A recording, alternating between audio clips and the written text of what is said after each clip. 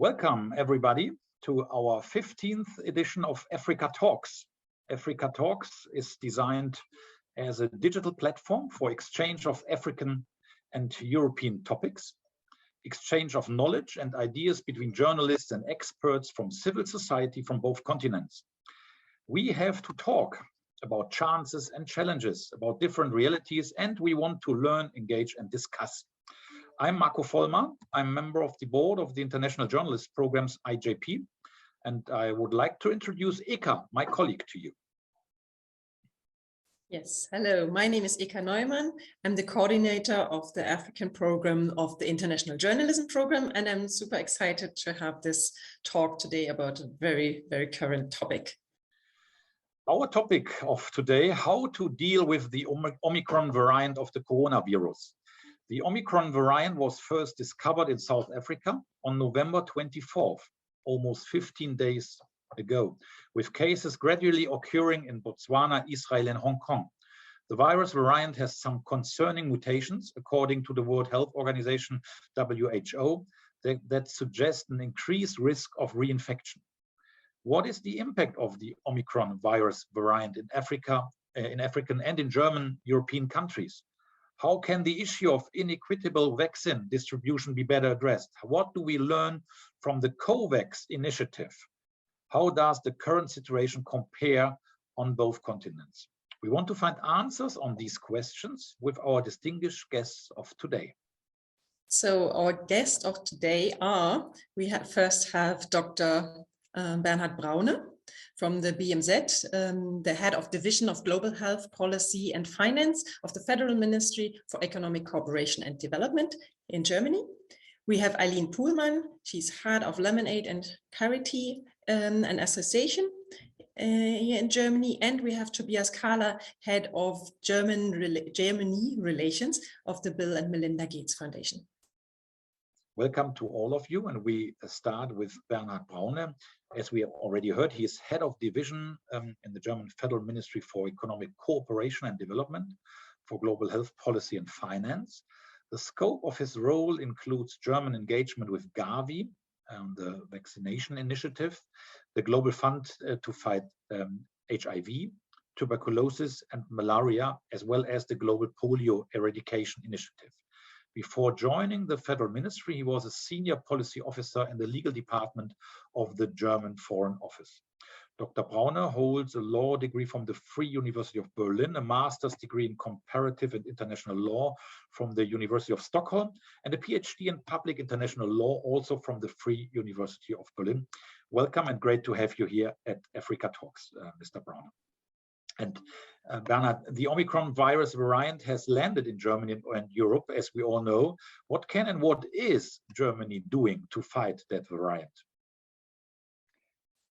Thank you for having me. And I'm excited to discuss this question because in an already complex vaccine world or COVID-19 world, the new variant Omicron has made the situation even more complex. You probably did not invite me to discuss the reactions towards Omicron in Germany, but how the reactions of Germany affects the international scene, and maybe that is of more interest. So I would like to put that into a bigger frame, because Germany has been extremely committed in the fight against COVID-19 on the international level. And we are, for example, one of the biggest funders of the international vaccine initiative COVAX, but also the overlaying structure, the so-called Access to COVID-19 Tools Accelerator, the multilateral platform to fight COVID-19. Germany is the second largest contributor in overall terms and one of the few countries that has overachieved in its so-called fair share. So we are fully committed because we understand we need to stop the pandemic on a global level, and we need to stop it as quickly as possible for many, many reasons. And the most striking one is in our own interest. The Omicron variant has been foreseeable because we did not manage to vaccine the world quickly enough. So new variants were highly likely to occur. And that's what has happened now. And we will discuss later together how the international reaction was. Was it a smart reaction? And how can we maybe even be better in fighting jointly this pandemic? I'll leave it there, and I have many more to add later. Thank you. Please allow me to introduce Eileen Poolman to you. Eileen is heading Lemonade and Charity Association that, in addition to promoting global partnerships, strives to support a critical examination of power, and in development cooperation especially. And prior to her current position, Eileen was working at the GIZ as a consultant for local economic development. And she spent 7 years in South Africa.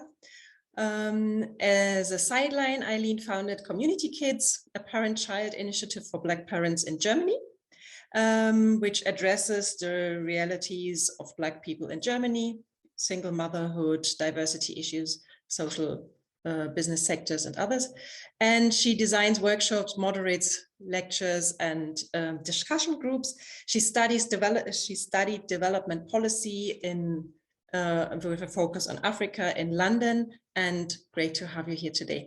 Thank you, Eileen. So from what I know, you've just been to South Africa. You are very familiar with South Africa and the situation. So you ran obviously right into or from it, or yes, you were right in the middle of last week's news. So could you just tell us a little bit about, from your perspective, but also from maybe the broader perspective of the voices from the African continent, which you got aware or got to know about?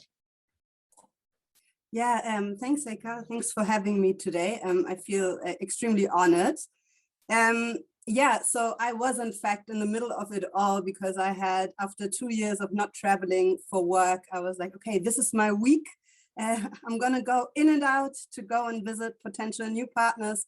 I had done all my research. South Africa had just come off the sort of like risk list.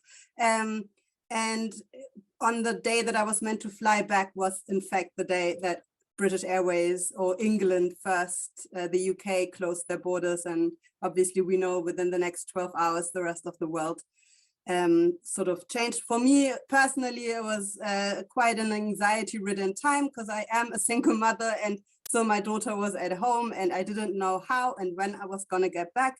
But from a less personal point of view, it was also a feeling in a general sense of, oh wow, the world is just closing their doors. It was really like an extremely stressful sense. We know South Africa is extremely deeply linked with Europe, many personal, familial ties. And they had just come out of the isolation of not being able to travel. And there were family reunions planned of families that hadn't seen each other for years now, that had just sort of gone down the drain. So there was really a lot of grief. And I think a general sense of how can they do this to us in terms of how is this solidarity? And that was, especially in the first sort of day, there was just a complete sense of ridicule, like the idea of like, this is ridiculous. And we cannot believe that there is this panic, and it felt a little bit like the international community is reacting like toddlers almost, you know, like impulsive, without any sort of like calm and collectiveness. And what I thought was quite interesting, a day later, or 2 days later, Cyril Ramaphosa, the president, addressed the nation, and we were all sitting watching what he had to say. And one of the first things he did was to call out the international community on the fact that instead of praising the scientific work that the South African sort of scientists had done in genome frequencing, and in sharing transparently that there was in fact a real going back on commitments that had been made in Rome previously in terms of how the pandemic is going to be fought globally. And I thought he was spot on in the sense that he really verbalized the fact that he felt that that was not in the interest of the global fight, because we do know after these 2 years that that COVID will only ever be fought globally. Like there is no isolation of nations. And that if there's one thing that we have learned is that sticking together and communicating is the way to go. And I think this is what we all felt. And there were all these, like everybody I talked to had a whole host of emotions and anger towards the international community, and they felt very left alone. Thank you, Eileen, for this first insight from your side. And I just want to introduce our third panelist of today, Tobias Kahler. And he has been head of German relations at the Berlin-based Bill and Melinda Gates Foundation office since November 2018. Previously, he was, among other things, Germany director of the development policy organization ONE and active as an independent consultant for the World Bank and GIZ. From 2002 to 2006, he was editor-in-chief of a political magazine, a monthly magazine, if I'm right, Politik and Communication, based in Berlin and Brussels. Tobias studied political science and international relations in Berlin, London, and Chapel Hill in the United States of America. Welcome to Africa Talks. Tobias, good to have you here at Africa Talks. Great to be here. Thanks much, Marco. And just to continue with our first round, how do you estimate the fourth wave of the corona pandemic and the outcome of the Omicron variant? And what are your insights from the field about the Omicron variant? Right. I mean, I think first of all, and you've said sort of like what we know, and there's much else we don't know, and it's up to science, to researchers, to universities, and to many really smart brains also on the African continent to figure this out really, really quickly. How bad is it really? I think there are early indications, early signals that aren't looking great, but I think we'll just have to see how good does, the existing vaccines, how good do they work? Do we need 3 vaccines, the booster to have, what type of immunization, etc. I think we'll see how bad also really Omicron will be for the continent versus other regions of the world. So much uncertainty at the moment, but building on what Eileen was just saying and what I hear also from colleagues from Africa, also from our civil society organization partners, is really the sense of injustice. I mean, first, you have to see that less than 10% of people on the continent, on the African continent, have been vaccinated. So that was the first massive injustice. And in some parts of Africa, it's even much less than that. So the access to vaccines, to treatments, not to even mention diagnostics, it's ridiculously low. And that sense of injustice, while the entire world is talking about the importance of global access, has been something really massive. And now comes that South Africa has really done its homework in terms of genome sequencing. I mean, they are doing a fabulous job, South Africa and Botswana as well. I mean, they're testing around 1 per mil. So 1 out of 1,000 people are being tested almost every day. This is just, it's really massive. It's a strong investment of funds, of capacities. And through those capacities, they have detected this new variant of concern really early, and they have made this completely transparent really quickly. So it's a role model behavior. At the same time, they get punished immediately. And I think you can call it an overreaction. It's understandable, of course, right? Depending where you sit. But at the same time, a country is being penalized rather than, incentivizing the country to finding out early. And, maybe final point, there is much yet really unknown. I mean, we have learned that actually the Omicron variant was found, already in November somewhere in Europe. So we don't even know where it's really coming from. And it's sort of like this blame game that's being played also publicly, of course, isn't the right thing to be doing so. But, at the moment, there's much that we need to figure out about Omicron. And, maybe in a month's time, or hopefully a month's time, we'll know much more about it.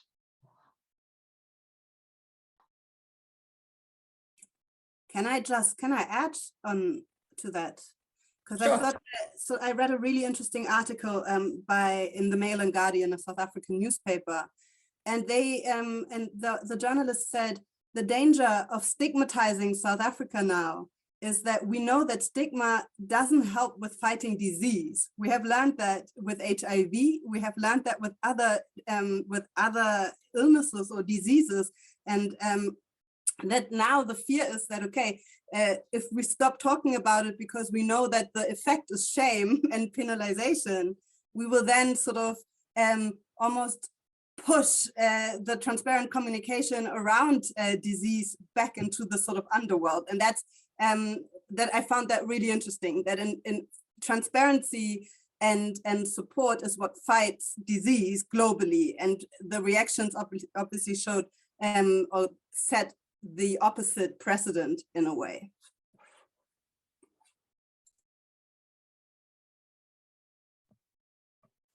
Thank you for that additional remark, Eileen. And before we start with the discussion, I would also like to present to you Wiebke Koch, who is a graphic recorder and will take graphical notes of this talk. Welcome, Wiebke. Hello, everyone. It's my pleasure to visually harvest the main messages of today's talk, and I really am already intrigued by what's going on. So thank you for having me again. Thank you. And now let's start start with a deeper dive into our discussion. Bernhard, from from the government side of Germany, you just have heard there have been, and we all have read these kind of reactions internationally, yeah, that South Africa, as an example, did a lot of things right and have been nevertheless in a way stigmatized or criticized for their doing and for their action. From your perspective, was that correct, or was that foreseeable? What is your impression here? Thank you. As a bureaucrat, I'm always a bit hesitant to speak about topics that are not in my responsibility. And the decision on travel bans is something that the Ministry of Health is responsible for, and not the Ministry for Economic Cooperation and Development. So that disclaimer, I want to put that ahead. However, there's a lot of talk about that the German government criticized South Africa or punished it even.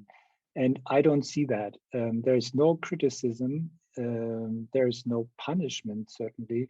Of course, there's a travel ban, but we have to take into consideration that the government in Germany is, of course, under huge pressure to protect the population from further aggravating the pandemic within Germany.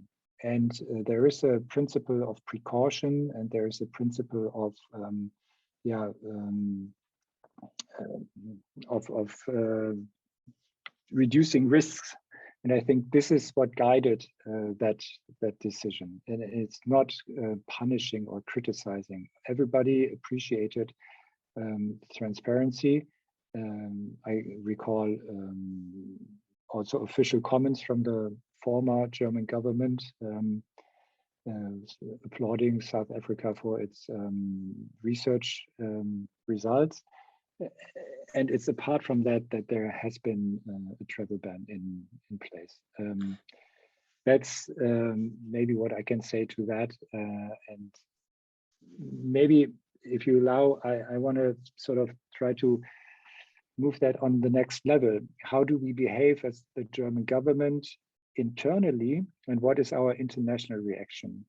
And there has been, of course, also on that level, a lot of criticism towards Germany, but also other, let's say, G7 countries that have been very, very robust in vaccinating their own population, and that because of that approach also bought up vaccine products on the international market, and in that way reduce the ability to vaccine the world. And that is a difficult dilemma, for a government to go about. Because at the time when the vaccine products were not even licensed, it was absolutely unclear what product would be successful. I want to recall COVAX, highly recognized successful biotech company, and they had to withdraw their product from the market. So you can argue that it was right move by governments to buy as many options as they could. Of course, again, there is an international downside to it, and we can talk about this later, what Germany is doing internationally to be more supportive towards other countries. But I want to really remind us of this situation in Germany at the beginning of this year, when everybody had the feeling our government let us down because we were vaccinated 2 weeks later than in the UK. And that is the political pressure the government has to deal with internally towards its constituency, towards the voters. And that is a really difficult balance. And in my view, last sentence, we did not such a bad job in balancing that, because we are very active on the international field. As I said, we support COVAX substantially. We made huge investments in supporting local production of vaccines, especially in Africa. I'm happy to talk about this a little bit later as well. With our bilateral development programs, we support vaccine campaigns in many countries next to the multilateral approach. And so there's a very robust answer also in sharing surplus doses from Germany. We have committed 100 million doses to be shared mainly via COVAX this year, and we are quite certain that we can achieve that number. And there has already been a commitment for another 75 million surplus doses for next year. So there are many answers that Germany gives to the international fight against COVID-19. Over to you. Thank you. Mr. Bernhard Braune, I have another question with a slightly different focus. Since, I mean, being in the ministry, there's like, if I understand correctly, there's one aspect like looking at the this global health strategies and vaccination strategies, and on the other hand, also having the ministry is responsible for other areas of development in those countries which we are talking about now. So do you see like an effect of those programs run to support countries from the south, like the like we said earlier on the in the majority, global majority? Do you see there's like a shift of attention or a shift of funding? Is that affecting the other part? In the last episodes of last year, we as AfricaTalks looked at areas which were affected, like women's rights, children's rights, on education, small business developments, all those things where we heard from different sectors there have been effects, sometimes a lot of negative effects with the pandemic happening. So do you see also within the ministry in the other departments probably that there's like shift of attention or focus or something happening? Absolutely. I mean, we really have to make ourselves clear that this is a severe international crisis we are talking about. This is really, I mean, big stuff. It's really, really going very, very deep. And I sometimes feel that we haven't quite understood how deep the crisis is, especially in our partner countries. I mean, today UNICEF launched reports on the educational effects of COVID-19, and that's devastating. And that is just one example. We can talk about the health field. We know that, yes, 2 days ago, WHO launched its World Malaria Report. And there's also evidence that the COVID-19 situation has negative impact on the malaria fight against malaria. We can look into HIV/AIDS, we can look into tuberculosis. There are many, many negative side effects of the pandemic. And the ministry launched a so-called immediate reaction program, and it had 7 pillars. Only one was directed at the immediate health answer, and the other 6 pillars were looking into economic and social effects of the pandemic. And I think that's absolutely the right approach. We invested over 4 billion euro in that program, and about half of that budget was budgeted money because programs that we had designed before the pandemic were not able to be executed in the way we had foreseen. So we reshuffled that money, and the other half was really fresh money that was taken up by loan in the overall approach by the federal government. And even that, combined with also other initiatives by the German government on, for example, debt relief, is, in my view, a good approach, but by far not enough. Yeah, we need to do more next year, 2022. Our European partners definitely need to do more. You know, Germany will take over the G7 presidency. We will really try to make a push there through that forum. But I spoke about the access to COVID-19 tools accelerator, the multilateral platform, and there's a aggressive budget out there. $23 billion is necessary according to the Act A. WHO runs mainly the access to COVID-19 tools accelerator. And these $23.4 billion will have to be raised. And that is the minimum. And it's not a budget that is, you know, fantasy. This is really the medical absolute necessity. So yeah, I think again, Germany is doing a pretty good job. We need to do more, but others also need to step up. Thank you. I would pass over this question also to Eileen and Tobias with an additional one. Before we come to the COVAX initiative from the global north, so to say, one question before. As we heard, yes, African countries are deeply hit by the pandemic. How do you both, Eileen and Tobias, how do you assess the relatively low infection rates in Africa as a whole compared with the figures in Europe and America? Maybe ladies first.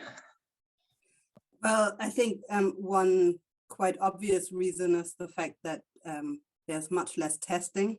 So we don't really know what the infection rates are. I think what's interesting is our death rates that much lower. I mean, that's where you would have to look at, but then you need to look at what deaths are being reported in relation to COVID. So I think that's probably the 2 biggest factors from where I'm sitting. Obviously, I don't have as much insight into how the recording happens, but in South Africa, I know that there are big gaps, but it's probably one of the better systems, and even there that you have hardly any testing. I mean, I was there getting my PCR test to get out of the country. Was not so simple. I mean, there aren't testing sites on every corner. Like, you really do have to get out of your way. There's hardly any self-testing that's happening, and if you do that, you can only do that if you're pretty wealthy, because a test costs up to, at the moment, they've gone through the roof, 750 Rand. That's like 50 euros, between 40 and 50 euros to go and get a self-test right now. So because obviously because of Omicron, there's a whole new sort of business sector going on around self-tests, and Europeans that have access to those tests buy them at Lidl in Germany, and then sell them in South Africa for a lot of money. So it's quite interesting what sort of business opportunities have arisen through this. Yeah. So far from me. Thank you, Tobias. Yeah, I mean, I think the lack of tests and, not really accounting for the entire catastrophe, that's surely something. But I think we have to see it's not as bad as we did assume like a year and a half ago. And that's probably due to the average age, which probably makes a huge difference. But there may be other factors as well that scientists, I think, are still doing research on, if there are some forms of cross-immunity, etc. But maybe going back to what Bernhard Brauner was also saying, and I think the reaction by Germany was really strong. I mean, we have to see when the pandemic broke out internationally or globally, geopolitics was not really on our side in terms of getting the international community together to act quickly.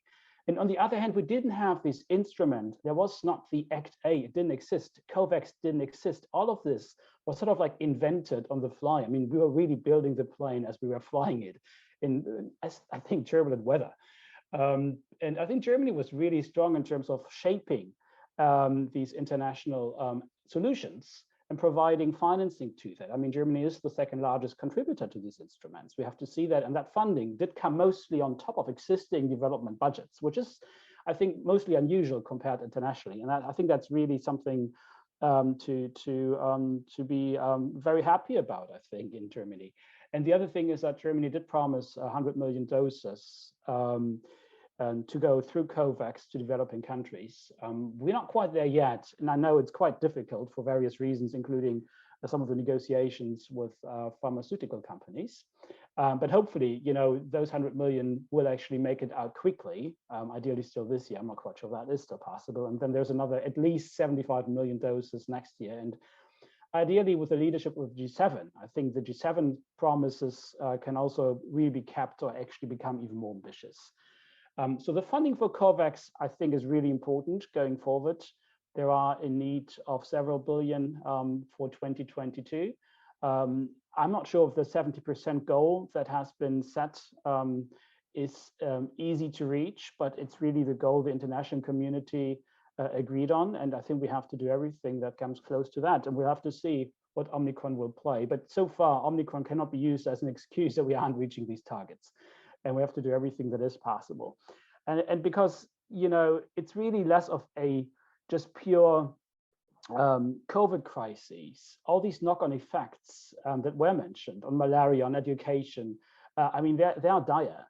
And while it's not maybe as bad as we thought a year and a half ago, it's still, really, really bad. So one figure I have seen recently is that for every person that dies, that we know is dying of COVID-19 in Africa, two women and girls are actually dying for other reasons, not related or indirectly related to COVID again.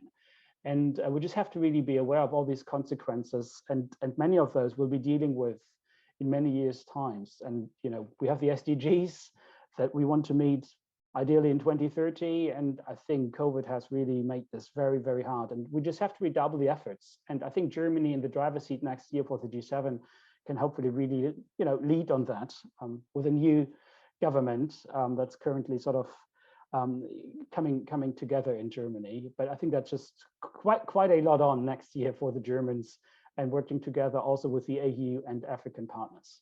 Thanks. If I may just react to something that Dr. Brauner said earlier, and that was that the travel ban was precaution rather than punishment, but the travel ban in its effects is a punishment, and that is a punishment for a already crippled economy in high season, where really like all hopes were set on this summer in terms of being able to sort of make up for the last two. So the effects, in fact, are a crippling punishment to the economy, and I think that's something. And therefore, the dire effects that we were just talking about are obviously going to hit not those that in Cape Town are able to sort of like barricade themselves within their little gated communities, but those that are already the worst off in the most unequal country in the world. So I just wanted to add that. And a second one, and I think this is important also in the context of this talk and looking at journalistic narratives that were spun. And I think that's, to me, really the more dire part is that it completely enforced essentially a racialized disease and a racialized variant. With you might all have seen the headlines of some newspapers, the caricatures that were gone out there. These images stay, and they really inform how a continent, or in this case, a country and a continent, is seen. When in fact, the variant was first discovered in Botswana, but sequenced in South Africa, for example, to be correct. And then secondly, to look at exactly those forms that were discovered earlier in Europe that had no connection to the continent. And the effects that are happening from there. Canada, for example, doesn't recognize South African PCR testing, when the South African PCR testing is one of the best in the world, because they've been using the methods for years because of HIV antiviral load testing. So Canada says, if you want to travel back, you need to get a PCR test from a third country that we recognize. So in fact, there are so many racialized reactions to the discovery of Omicron in South Africa that will stay with the country for a very long time and have a dire continuous effect on how the continent is viewed. And I feel that journalists play an extremely big role here, and that is how is the story told, and how is how, especially in the early days after discovery, how narratives have been spun. And I think that goes to a sense of justice and a sense of how the continent is being viewed and the responsibilities that journalists take. Thank you. But what is your solution on that? And then maybe not Bernard first, but like I would ask, because fair enough what you said, and what would be your solution? And then Bernard directly, please. On that. My solution is something that you have started earlier, I think, in our pre-discussion, and that was the idea of being aware of of language. And you said that you like the term talking of global majority countries, especially like using the global south and instead of developing countries. I mean, there are so many little things that you can do in order to change perception, because language is so powerful. And being more careful in reporting, saying allegedly, using words that neutralize the dire effect of language when you not use racist caricatures. I mean, in terms of choosing what pictures are going to accompany certain reports. I mean, I think there was a picture of like a black mother and child, or of a shack in South Africa, or I mean, the pictures that are often chosen to accompany the headlines really do have such a big effect on how a continent is viewed. So I think it really starts with being sensitive and sensible around language that is being used, and I think that goes for almost all topics. But I think in this case, that is so highly sensible and so sensitive and so highly reactionary in times like these, there needs to be an extra dose of carefulness and neutrality in the words that are being chosen. Bernard. Yeah, full support to Eileen's comment on being really careful in our communication, be science-oriented in our communication. I think this is really our takeaway. I mean, and that goes so much for our domestic discussion. So the irrationalities is something that is going in many ways. And I want to recall that at the beginning of the pandemic, there were reports that in Africa, there was this perception, oh, this is a Richmond's disease from the north, it doesn't affect us. Yeah. So also there, irrationalities go both ways. I wanted to quickly comment on four things, if you allow me. The 70% target set out by the World Health Organization to vaccine the world by next summer, whenever exactly we count. This is really very ambitious because of the demographic factor in many of the countries in Africa, but also in Asia. And the population is much younger, so we need to vaccine 100% of the adult population and many of the under 18 years of age, maybe even going beyond 5 years of age. So that is very ambitious, and that's why COVAX, the International Vaccine Alliance, also says we work towards achieving that goal. and especially supporting COVAX member states in defining their own goal. So we try to be a little bit more cautious, because this 70% goal will be very hard to reach, not only because of the supply, but because of the demographic factor. The indirect effects and the death toll, not directly but indirectly linked to COVAX. I really want to strengthen that point, and that's what I meant with when I said we haven't fully understood the extreme harsh indirect effects of the pandemic. And I mentioned the UNICEF report from today, but there are many other reports. That's why it's so important to finish the pandemic with medical interventions. And we keep arguing for a budget, because we say the consequences on an economic and social scale are so much larger than the budget we need now to finish or to end the pandemic with vaccinations and treatments and testing and so on. That this is a high investment that we do now, but it's cheap compared to the ongoing side effects. And this is really something where, again, also a scientific discussion transported via media is extremely important in my view. And the tourism effect Eileen mentioned for South Africa is exactly one example. The economic losses in the global tourism industry are multiplied with what we need on a medical budget to end the pandemic in 2022. And one last comment, the variant name. Now we speak according to the Greek alphabet about Omicron, and I think that's a big step forward so that we don't stigmatize. It's not the British or the English or the South African variant anymore. I think this is really, really helpful. By the way, I noticed that the British spoke of the Kent variant when we use the term English variant. So even within England, there's a discrimination against the county of Kent. So that's why the Greek alphabet here is so important. And there's just a side note that they apparently hopped over the letter Xi so that the Chinese president doesn't feel insulted. But yeah, we need to be more science-oriented, more also honest in our discussion that there are many elements that we don't know. Yeah. But that is really hard for politics to deal with. Uncertainties are very, very concerning. And yeah, we will see how the new chief epidemiologist of our country will deal with that. Thank you. Actually, this leaves me with a question, looking from a perspective or trying to look from a perspective of a child somewhere in a rural area in maybe 5, 6, 7 years old in a rural area in an African country.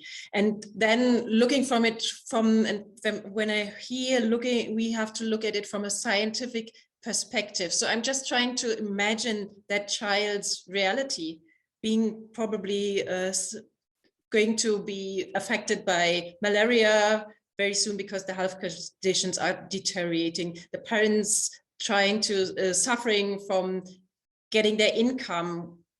Somebody needs to go and fetch water somewhere. Electricity is scarce. Food is going to be an issue because we learn that there's going to be a food crisis. There is hunger is a problem. So from that, I'm just wondering if there's something else needed than I'm just putting it in provocative terms, but just looking from our perspective in Europe with a scientific perspective, do we need something else probably to complement that and to somehow preserve the livelihood of that 5-year-old, 6-year-old child in Africa? And I would add again also the question, and maybe to Tobias first, like how could we fight this injustice of dissemination of vaccinations in the world? What could be, like, there is one recipe, the COVAX initiative. different opinions on that. I think it is a first step. Maybe there are more to follow. And what steps could that be? I would like to add this. Great, thanks. Yeah, I'll try to answer those questions. They're quite fundamental questions, aren't they? And I think, hopefully, and that's maybe something good that can come out of this global crisis, it's that this can be a wake-up call where we do realize how unjust this world is while it's really interconnected. And the injustice has possibly become less awful to some degree. The speed with which vaccines actually did arrive in Africa was really fast compared to what we have seen, for example, with antiretroviral drugs when the AIDS pandemic broke out, or with other vaccines that were decades were not available on the African continent. And this time, it took like 2 months or so between, the availability of drugs, like in Germany and some of the poor countries. But still, they're lagging behind despite all those really, big Sunday speeches that we are hearing. So while I think the situation of injustice has improved in the health space to some degree, it became much less acceptable than it was before. And I think that's maybe a good sign in itself. Now, how do we actually make progress on that? And maybe another good thing that may be coming out of that is, we have seen the great successes of mRNA approaches in the vaccine space. I mean, something the Gates Foundation has also been investing in with Moderna and COVAX and BioNTech. And hopefully they will also provide game changers for vaccines against malaria, tuberculosis, HIV, and maybe other neglected or poverty-induced or related diseases. And if that happens, and we get also, and that's something BioNTech is looking to and working closely also with the development ministry, who's hosting a round table with a lot of interested stakeholders, starting manufacturing of vaccines in Africa. Also for those diseases, I think there can be a breakthrough. And not just for the future pandemic, where we have to be, I think, much better coordinated globally, where we have to have, systems in place, also much better R&D capacities in place. So it doesn't take, a year, but maybe 100 days to get the vaccines, the tests, the treatments out. And it's, although all these things are happening at the moment, part of the G7 and G20 in the vaccine space. But I think the production capacity in Africa and in other underserviced parts of the world can be a game changer as well, if done right. I think it's going to be really difficult that those investments, it's sort of like a boom bust problem, right? Now this like really in fashion to talk about vaccine production and sometimes in somewhat difficult places. And I think it has to be done right, so we don't burn this money and all the motivation, but we create the right pipelines for those new manufacturing places, so they can actually really produce meaningful vaccines at an affordable price that Gavi or COVAX can buy. And whenever there is a pandemic, they can switch to whatever is needed in terms of fighting back the pandemic. But that isn't easy. I know the BMZ is thinking a lot about this, the health ministry too, and others as well. And it just needs to be globally interconnected.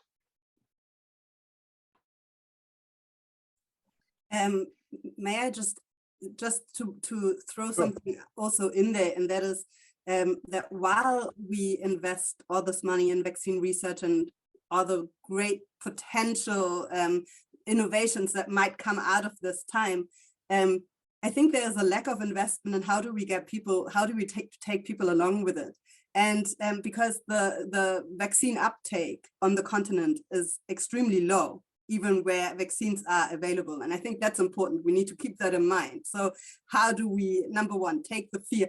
I mean, it's the same. I mean, in Germany, we have similar discussions around vaccines. So it's a contentious issue, but even more so on the continent. So I think it's just important to keep in mind, how do we then also create science communication that reaches people and allows people to make informed decisions around their health that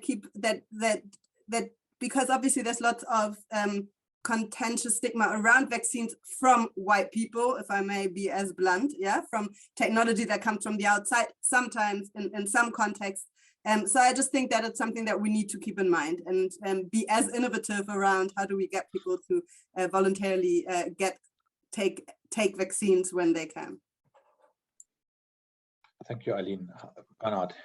Yeah, short comments, because I mean, this discussion is as rich as I had hoped for, and many aspects that we touch upon. First of all, the injustice before the pandemic in the health system was just as blunt as we see it now.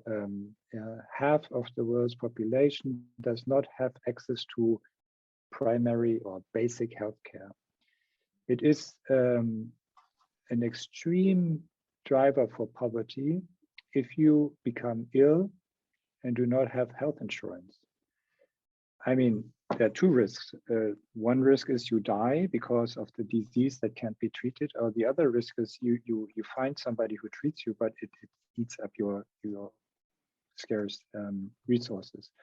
And that was already the case before the pandemic. And the pandemic is putting a big spotlight on that real human rights infringement globally. The second thing I wanted to comment on is vaccine production. And Tobias Kahler rightly pointed out, we are quite engaged in that topic, also with support and dialogue with actors like the Bill and Melinda Gates Foundation. And that is very appreciated, that there is already a consensus that we need to increase vaccine capacities in all parts of the world, especially in Africa. Only 1% of the vaccines used in Africa are produced there, and it will increase also, in my view, the acceptance of vaccines when they are being produced in African countries. That's extremely important in our view. And it is the best insurance that in another pandemic crisis, trade restrictions that have implied by governments will not again affect poor countries like in Africa. Want to point out that the main trade restrictions were not put in place by Europe, but by other parts of the world. And the big hit COVAX took were the trade restrictions by India, because the Indian vaccine production was the main pillar of the COVAX portfolio, because of price and because of availability. And when the Indian government declared a complete export ban, that's really when the COVAX deliveries plummeted, and it took COVAX about half a year to readjust its portfolio and to get going again. Those donations was then extremely important to get at least some doses shipped out, but also new vaccine deals with other manufacturers, and that needs time and money. So just want to point out that the underfunding of COVAX here is not the problem. COVAX is the only pillar of the ACT accelerator that is fully funded, even overfunded, not overfunded, but it's beyond the original ask. So donors there stepped up with that pillar, but the problems are on a different scale. Yeah, that's my comment on what the colleagues mentioned, and just tells us that the situation is indeed super complex, and we need to be working at different levels at the same time, all in full speed, and that takes a lot of resources.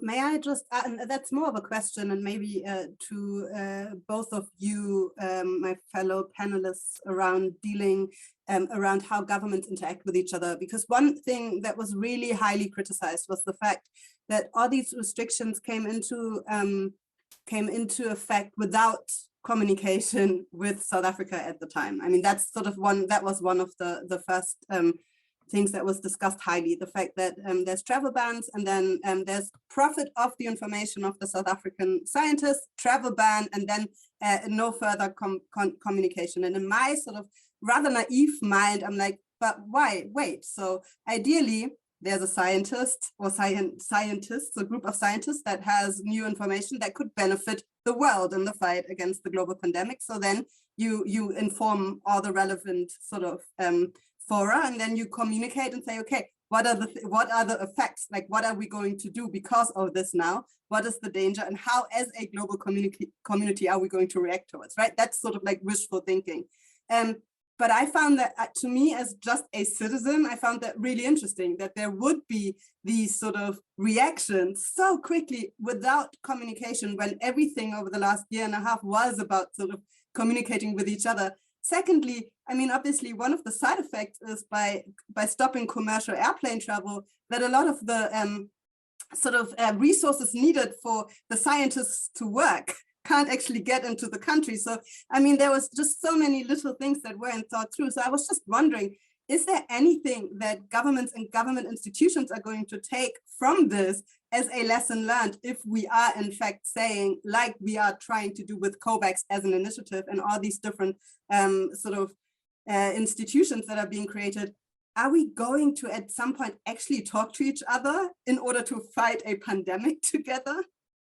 Very good question with a very short answer, please, Bernhard, because we are running out of time, more or less. So that, but I think it's a very tough and good question to finish with. Yeah, and luckily we're running out of time, so I can try to bail out of this question a little bit. And again, I need to say that this is not really the work of the Ministry of Economic Cooperation and Development. I can only tell you that we are extremely engaged in dialogue with international organizations and donor countries, but also implementing countries. And we all know that only communication and cooperation will solve this crisis. So you can take a little bit from my answer on what I think about what has happened.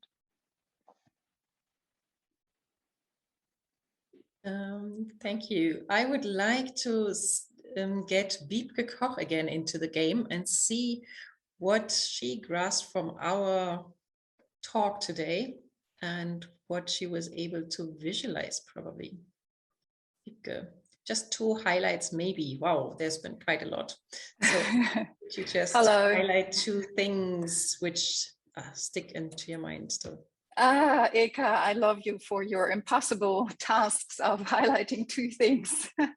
2 things. Okay, I think it's more complex than what we want to realize, perhaps. It's more complex, and it's also more dire, the situation globally.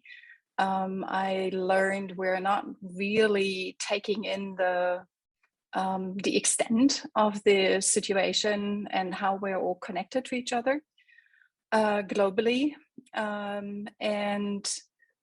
Maybe as one of the points on the solution side, more collaboration, more talking with each other, less stigmatizing, and especially watching our narratives and being really responsible with our language. It's probably a small but very, very important step towards all the other things we need to put in place. Thank you, Wiebke. And we are more or less at the end of our talk. Thank you very much for your attendance and for your really, I think, very worthwhile and valuable insights, Bernhard, Tobias, and Eileen. We are looking forward to discussing with you next week. Still another topic. Next week we have the topic 1 year African continental free trade area. What has worked well, and where are the opportunities and risk, if there are.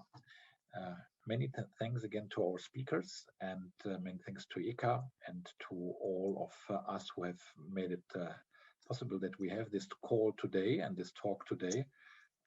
We hope to see some of you next week again. Goodbye, take care, and stay healthy. Thank you so much. Bye-bye. Thank you.